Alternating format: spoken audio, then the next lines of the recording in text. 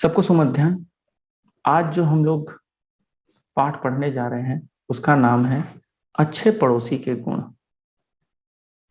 वास्तव में इसमें जो पड़ोसी के गुण बताए गए हैं ये एक अच्छे पड़ोसी के गुण नहीं है।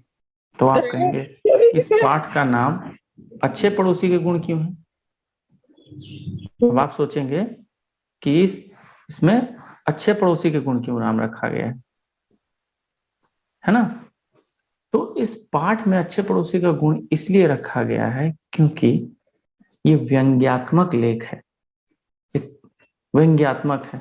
व्यंग किसे कहते हैं? जब कोई बात सीधे तौर पर न कहकर घुमा कर कही जाए, ठीक है ना। यानी कान जैसे कहते हैं ना, नाक ऐसे ना पकड़ के इस तरह से घुमा कर नाक पकड़ना, इसी को व्यंग कहते हैं। जब कोई बात, तो यहाँ पे वास्तव में व्यंग स्वरूप यहाँ पर लेखक ने क्या किया है, इस पाठ का नाम अच्छे पड़ोसी के गुण रखा है।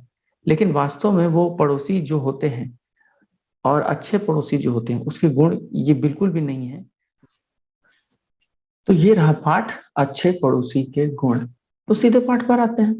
हमने जीवन में कई पड़ोस बदले हैं, पर इन सब परिस्थितियों के बीच एक शाश्वत सत्य कभी नहीं बदल पाया।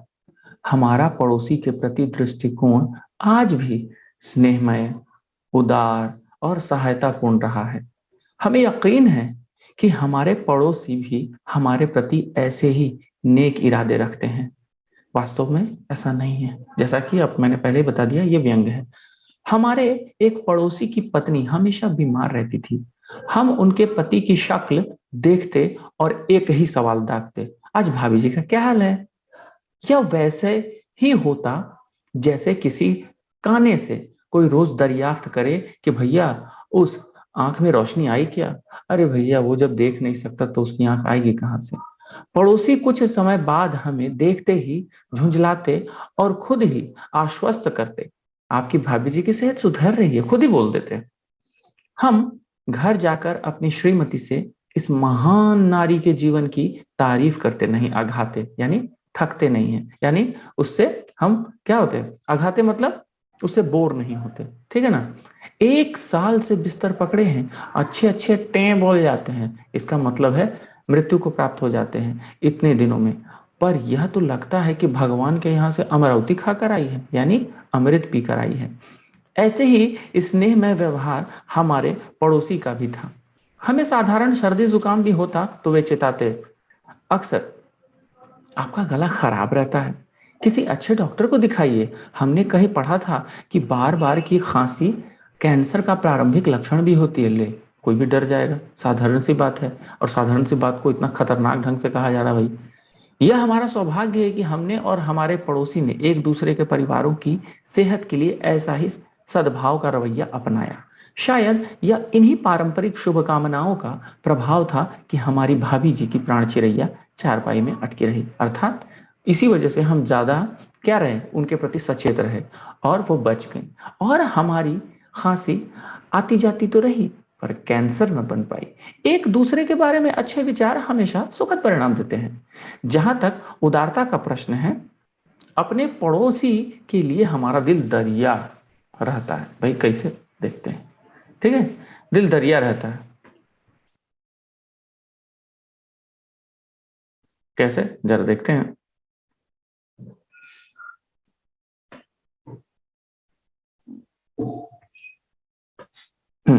ये रहा।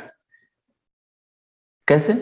जिन पुराने जूतों, प्लास्टिक के थैलों और टूटी शीशियों को हमने सालों साल संजोया, उन्हें पड़ोसी को दान करने में हमें जरा भी संकोच नहीं होता।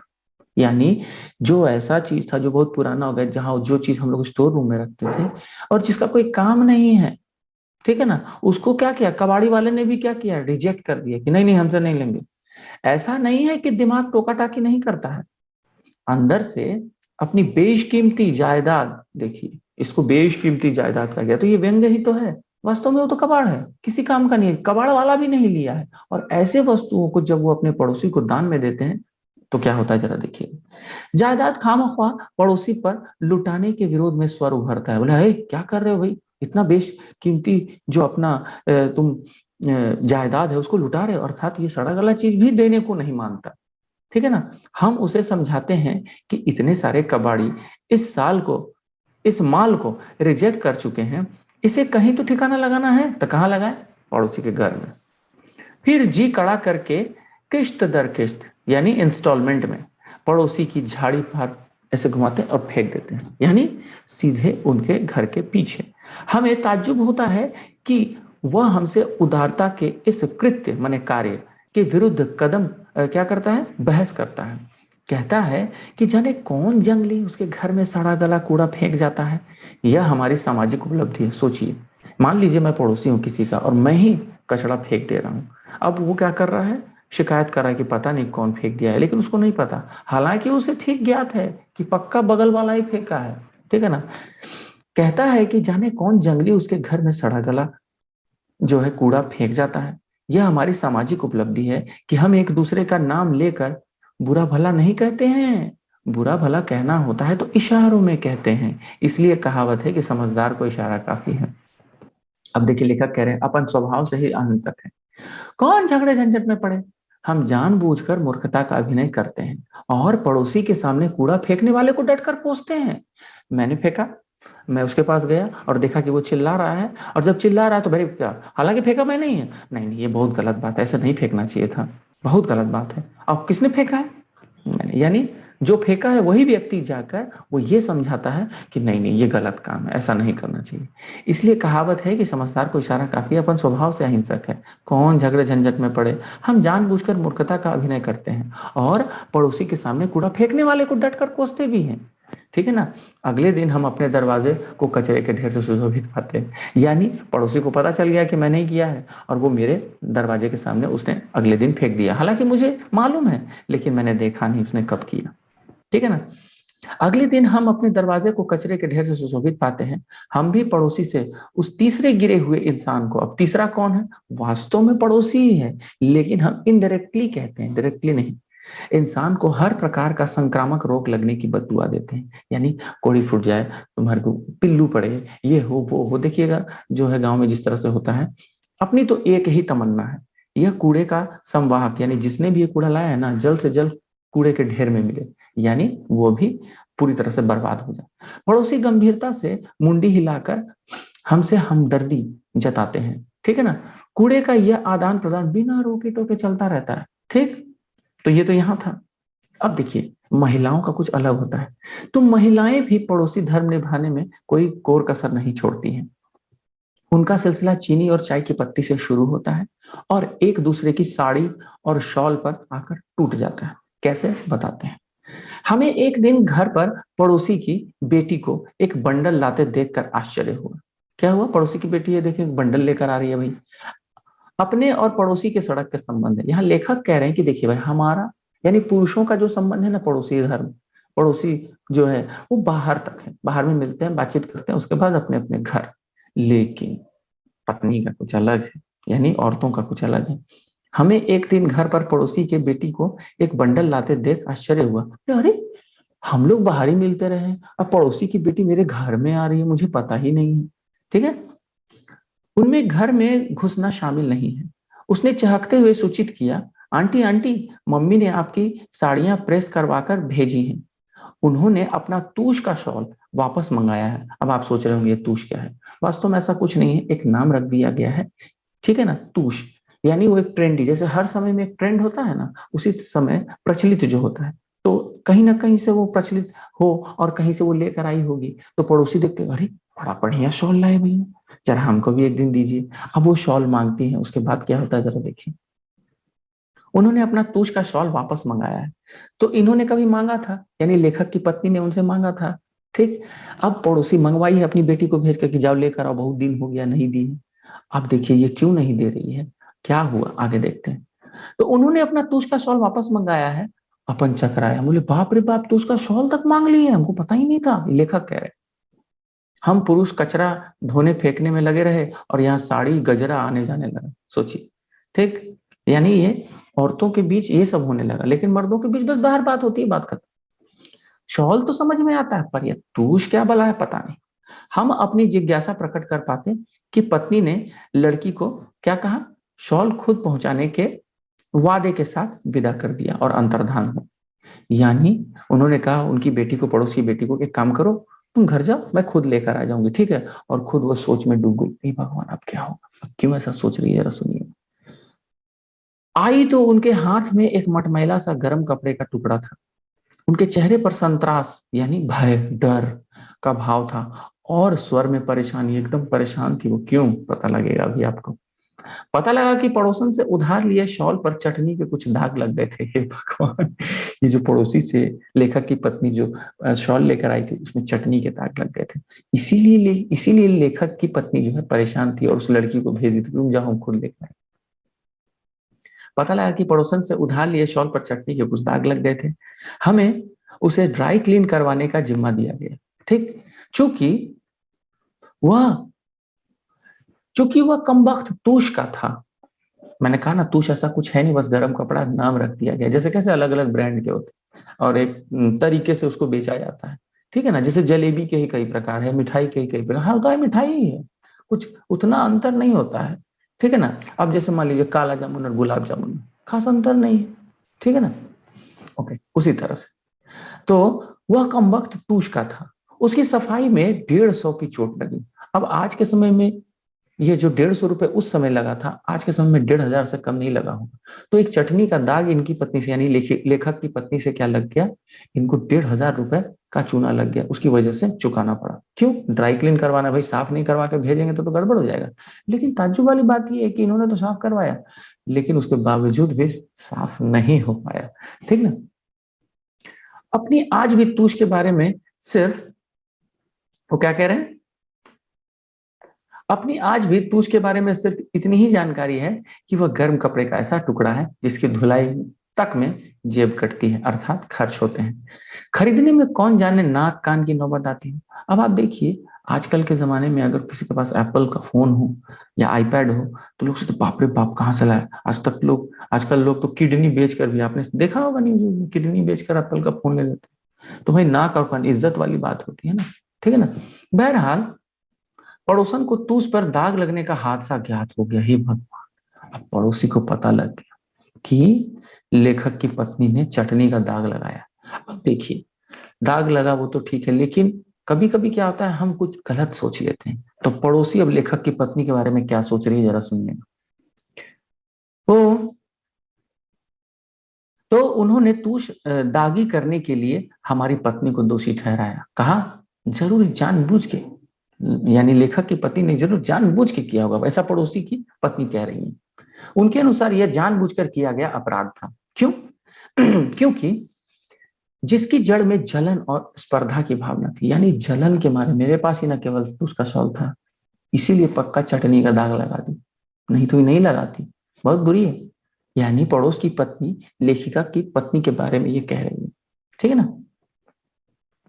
अब देखिए, उन्होंने आरोप लगाया कि अपनी शुद्ध महंगी चाय की पत्ती के बदले हमारे घर में चाय की पत्ती के नाम पर उसका चूरा उन्हें मांगने पर मिलता था। जैसे मान लीजिए पड़ोस में कोई आया, तो हम क्या करते हैं, जाके जरा चायपत्ती दीजिएगा, मेहमान को चाय पिलाना है। तो चायपत्ती के अच्छे अच्छे एकदम अच्छी क्वालिटी की चायपत्ती मिलती थी, और जब हमसे वो मांगने आते थे तो उसका भूरा मिलता था। मतलब देखिएगा, चायपत्ती जो रखते हैं उसके नीचे एकदम पाउडर जैसा बन जाता है, एकदम धूल की तरह, तो वो वाला मिलता था। ठीक। अब एक और एग्जाम्पल क्या देती हैं वो, एक बार उन्होंने अव्वल दर्जे के प्याज उधार दिए, सड़े पिलपिले वापस आए। हमने एकदम बहुत महंगा प्याज उनको दिया, और वो एकदम सड़ा हुआ गला हुआ भिजवा दिया। को मतलब है यही है पड़ोसी, कैसे पड़ोसी है भाई। ऐसे तुष प्रकरण के बाद हमारे घरों में शीत युद्ध चल रहा है, और महिलाओं में बातचीत बंद है। अर्थात शीत युद्ध का मतलब क्या होता है, केवल बोली से, केवल बोलकर, न बात करते हुए, ठीक है ना, वो युद्ध करना। यहाँ पर कोई डंडा, बंदूक, गोली, इस सब का इस्तेमाल नहीं होता है। ठीक। यानी अहिंसात्मक, हिंसा का प्रयोग नहीं होता, बस बोलकर जो भी अपनी मन की भड़ास है वो निकाल लीजिए। और इस वजह से दोनों, जो पड़ोस की पत्नी और लेखक की पत्नी, बात नहीं कर रही है। पत्नी के रुख से हमारे पड़ोसी प्रेम कोई तब्दीली नहीं आई है। यहाँ लेखक और लेखक के पड़ोसी जो है, उनके बीच में कोई फर्क नहीं पड़ा। जैसे पहले बाहर मिलते थे वैसे ही मिलते हैं, बात करके वापस घर। हम वक्त जरूरत यानी समय पड़ने पर उनकी सहायता में तत्पर रहते हैं। हमें पता है कि केबल टीवी नई पीढ़ी के लिए कितना नुकसानदेह है। देखिए, आज के समय में इंटरनेट हुआ, या फिर इंस्टा हुआ, ये सब जो चलता है, मोबाइल हुआ, ये कितना परेशानी वाला काम है ना, लोगों को यानी भविष्य, बच्चों का भविष्य बर्बाद कर रहा है, ठीक है ना, बेकार कर रहा है। ठीक उसी समय जब नया नया केबल आया था, केबल का था, जिसमें बहुत सारी मूवीज चलती हैं, तो उसमें बहुत सारे बच्चे जो है उसमें लिप्त रहते थे, जिसकी वजह से उनकी पढ़ाई नुकसान होती थी। लेकिन वास्तव में कारण ये नहीं है, यहाँ पर जो भी घटना होगी वास्तव में ये कारण नहीं है, लेकिन ये व्यंग्यात्मक स्वरूप कहा गया। तो इसका दुष्प्रभाव बच्चों की पढ़ाई पर तो पड़ता ही पड़ता है, उनकी नजरें भी इससे कमजोर होती हैं। लिहाजा हम मौका मिलते ही उनकी केबल का तार काट देते हैं। देखिए, वास्तव में ये कारण नहीं है, लेकिन बदला लेने के लिए उन्हें भी हमारी नई पीढ़ी का ख्याल है। व्यंग्यात्मक स्वरूप कह रहे हैं, हमारा केबल का तार भी अक्सर धराशाही पाया जाता है, यानी केबल का तार जो आता है उसको काट के वो लोग गिरा देते हैं। हम उनके मेहमानों का खर्च भी बचाते हैं, कैसे पता है? कई बार उनका पता पूछने वालों को हमने दूसरे मोहल्ले में दिशा भ्रमित किया है। यानी पूछने आए, अरे भाई वो फलाना जो है कहाँ रहते हैं? रहते हैं पड़ोस में, भेज दिया 2 किस दूर। हाँ, अच्छा अच्छा अच्छा, वहां रहते हैं, जाइए उनके घर। उनके घर में जाके खाना खा लिए, तो इनका बच गया ना पड़ोसी का। लेकिन अब वो क्या कह रहे हैं जरा सुनिएगा। पर इस विषय में हमारे प्रति उनका सहयोग कुछ अनुचित किस्म का है। कैसे? वे कई बार अजनबियों तक को हमारे घर में भेज देते हैं। अब वो तो हम उनका खर्चा बचाते थे और ये हमारा खर्चा बढ़ा देते हैं, ठीक है ना, अजनबियों को भी हमारे घर में भेज देते हैं। ऐसे सहयोग सौहार्द के बिना पास पड़ोस का जीवन दूभर होने का खतरा है। जब से सरकार ने भ्रष्टाचार के विरुद्ध 50 वर्ष में 100वीं बार कमर कसी है, हम पड़ोसी के घर हर दिवाली नए साल के मौके पर भेंट मिठाई लाने वाले के सीबीआई एजेंट होने की चेतावनी देना नहीं भूलते हैं। यह अपना दुर्भाग्य है कि उस प्रकार भ्रष्ट करने तक भी कोई नहीं आता, ठीक है ना। अब जरा इसका मतलब समझिएगा। जैसे मान लीजिए शीत युद्ध चल रहा है, पत्नियों में तो बात हो नहीं रही है, लेकिन पता होना चाहिए कि दिवाली में नया चीज है, नया वो लोग क्या खरीदे हैं। भाई हमको उनसे बेहतर खरीदना है तो जानना होगा ना कि उन्होंने क्या खरीदा। तो कोई दूसरा कोई बच्चा जा रहा तो ए बाबू जरा जाना ना, तो देख के आना तो लोग उसका क्या लिया है, ठीक है, हमको बताना। हाँ हाँ हाँ आंटी, ठीक है ठीक है ठीक है, मैं जाती हूँ और आपको देख के बताती हूँ। ठीक है, मैं जाता हूँ या देख के बताता हूँ। अब इन्होंने आके बताया कि यही पता है उनके घर में ऐसा होता है, ये उनसे बेहतर लेंगे ये लोग। क्लियर? हमें लगने लगा कि व्यक्ति और देश के पड़ोसियों के व्यवहार में खास अंतर नहीं है।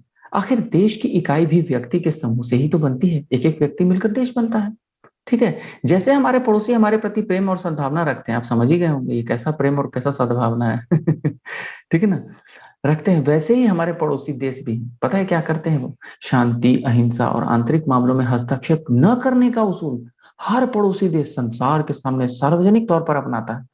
यह दीगर है, यानी ये बात अलग है कि कभी कभार सीमा क्षेत्र में आतंकवादी गोलीबारी भी कर ले, तो उनके जासूस शहरों में, यानी कि देखिए हमारा पड़ोसी देश पाकिस्तान कहता है नहीं नहीं हम तो भाई अमन और शांति चाहते हैं, और क्या करते हैं, अगले ही दिन या रात को ही बमबारी या गोलीबारी सीमा क्षेत्र में करवा देते हैं, ठीक है ना। थोड़ी बहुत आतिशबाजी तो होती रहनी चाहिए, यूं भी दूसरा कौन सा दाल खाता है जानने की इच्छा एक स्वाभाविक जिज्ञासा है।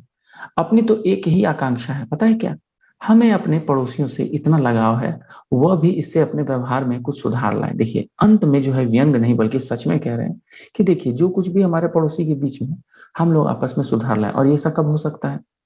कहते हैं ना, एक हाथ से ताली नहीं बजती। यानी अगर हम अच्छे होंगे तो पड़ोसी भी हमारे प्रति अच्छे होंगे, पड़ोसी अच्छे होंगे तो मैं भी उनके प्रति अच्छा होऊंगा, या हम सब, ठीक है। तो वही कहा जा रहा है, ताली एक हाथ से नहीं बजती, ठीक। दोनों हिल मिलकर अमन चैन से रहें, यही बेहतर रहता है। आई बात समझ में?